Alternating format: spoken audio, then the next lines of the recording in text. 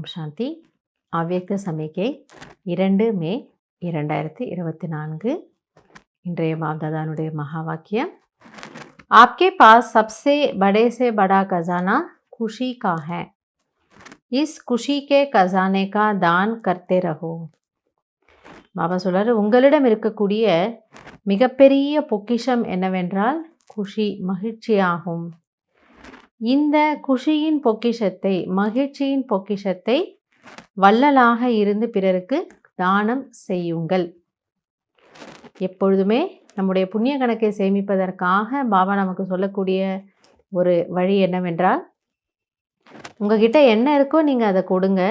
அது ஈஸ்வரிய சேவையில் நம்ம யூஸ் பண்ணும் பொழுது அந்த புண்ணிய கர்மமாகப்பட்டது அந்த ஒரு பொக்கிஷத்தை நமக்கு இன்னும் விருத்தி பண்ணி கொடுக்கும். நம்ம வார்த்தையின் மூலமாக ஞானம் சொல்கிறோம், அப்போ நமக்கு இன்னும் ஞானம் நல்லா புரிய ஆரம்பிக்குது. நேரத்தை கொடுக்குறோம், அப்போது நம்முடைய நேரம் வீணான வழிகளில் செலவாகாமல் நல்ல வழியில் இன்னும் பாபா நம்ம யூஸ் பண்ணுறாரு. சரீரத்தை சேவையில் ஈடுபடுத்துகிறோம், அப்போது இந்த சரீரத்தினுடைய வியாதிகள் குறைய ஆரம்பிக்குது. அதே போல் இன்றைக்கி பாபா என்ன சொல்கிறாரு, உங்ககிட்ட குஷியினுடைய பொக்கிஷம் இருக்குது, எனவே அதை எல்லாருக்கும் தானமாக கொடுங்கள். जिसको आप खुशी देंगे वो बार बार आपको धन्यवाद देगा, इसलिए महादानी बन खुशी का खजाना बांटो. பாபா சொல்றாரு, யாருக்கு நீங்கள் குஷியை கொடுப்பீர்களோ அவர்கள் அடிக்கடி உங்களுக்கு நன்றி சொல்வார்கள். ஏன்னா அவங்கக்கிட்ட இல்லை. அப்போ இல்லாத ஒரு பொருள் அவங்களுக்கு கிடைக்கும் பொழுது எப்படி இருக்கும்? நிச்சயமாக குஷியாக இருக்கும். அது நம்ம அவங்களுக்கு குஷியை கொடுக்குறோன்னும் பொழுது இன்னுமே அவங்க மனதார நமக்கு என்ன பண்ணுவாங்களாம், நன்றி சொல்லுவாங்க. அந்த நன்றி தான் நமக்கு அவர்களிடமிருந்து கிடைக்கக்கூடிய ஆசீர்வாதம். எனவே மகாதானி ஆகி, மகாதானி என்றால் மகாதானம், இடைவிடாது தானம் செய்யக்கூடியவர்களாக ஆகி அந்த குஷியின் பொக்கிஷத்தை பிறருக்கு பகிர்ந்து கொடுங்கள். ரோஸ் கிசி ந கிசி கோ தான் ஜரூர் கரோ.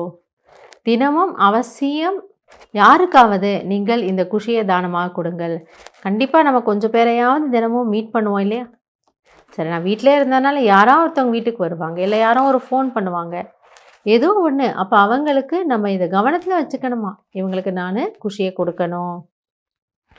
தான் கர்னே சே மன் கி பிரசன்னதா வ சந்துஷ்டதா கா அனுபவ் கரேங்கே. எனவே தானம் செய்வதன் மூலம் மனதின் மகிழ்ச்சியை அல்லது திருப்தியான நிலையை நீங்கள் அனுபவம் செய்வீர்கள்.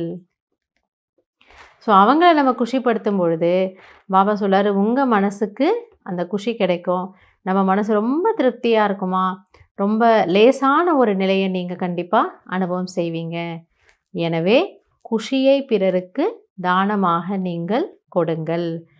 அதை கொடுத்துட்டே இருங்க, கொடுத்துட்டே இருங்க, கொடுத்துட்டே இருங்க. அப்போ நம்மக்கிட்ட அது என்ன ஆகும், அதிகரிச்சுட்டே இருக்கும். ஸோ நாமளும் நேச்சுரலாக என்ன ஆகிடுவோம், குஷி நிறைந்த ஆத்மா ஆகிடுவோம். எனவே இன்றைக்கி நாம் என்ன ஞாபகம் வச்சுக்கணும், நான் குஷியை அளிக்கும் வள்ளல். நல்லது. ஓம் சாந்தி.